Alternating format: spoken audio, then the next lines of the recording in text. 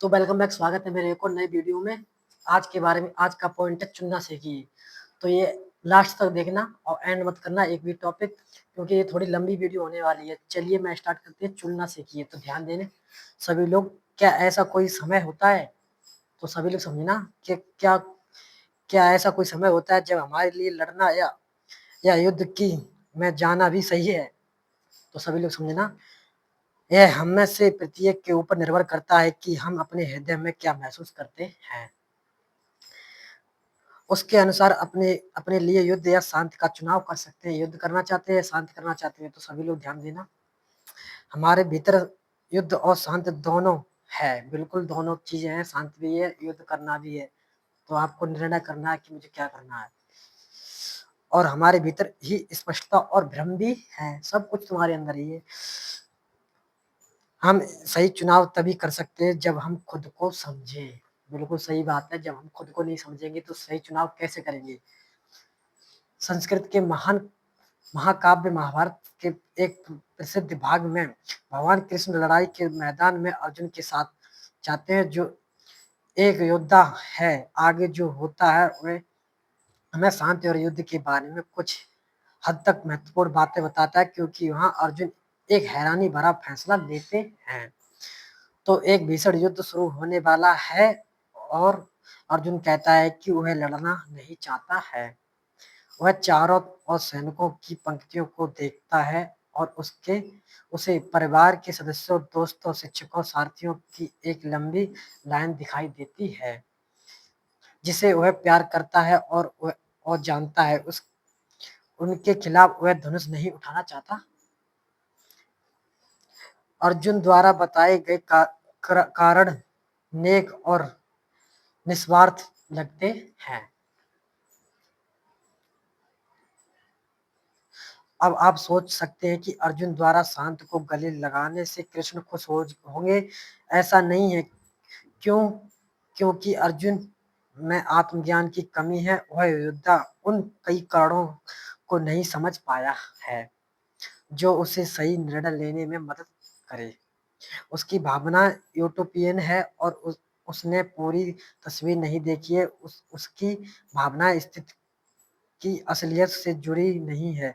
दूसरे शब्दों में कहें तो वह वास्तव में खुद को नहीं जानता है। वही बात है जो अब अपने आप को जानो।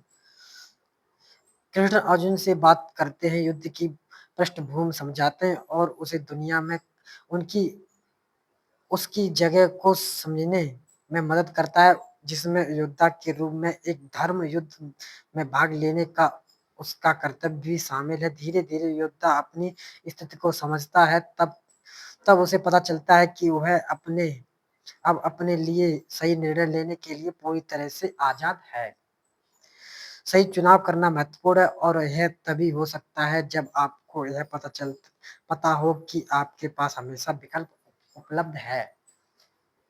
मान लीजिए कि आप जेल में हैं और कई सालों से आप अपनी सेल की खिड़की से बाहर देख रहे हैं और भागने की साजिश कर रहे हैं।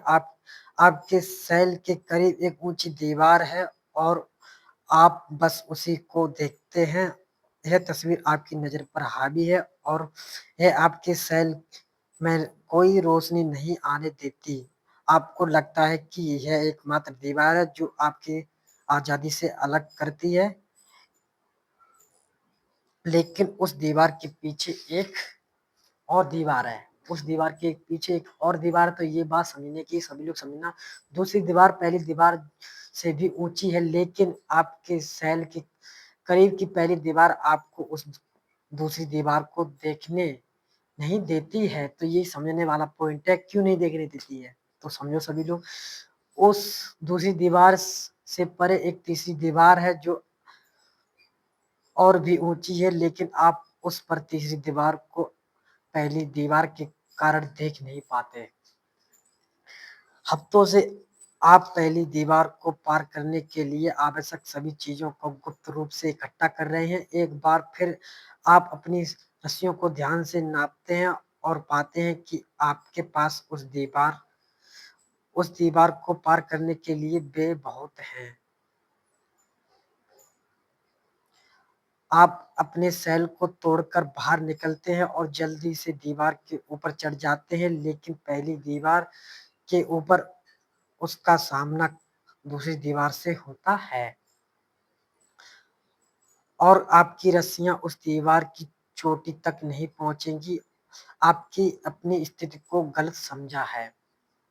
जब हम जब तक हम पूरी तस्वीर नहीं देख लेते, हम सही निर्णय नहीं ले सकते। जब तक हमारे पास आत्मज्ञान ना हो और हम अपने हृदय की शांति से नहीं जुड़ सकते, जब तक हम आपके हृदय में शांति से जुड़े नहीं हैं, हम गलत कारणों से लड़ने का चुनाव करते हैं। और जब तक हम अपने हृदय में शांति से नहीं जुड़ते हैं, हम गलत कारणों से नहीं लड़ने का निर्णय भी कर सकते।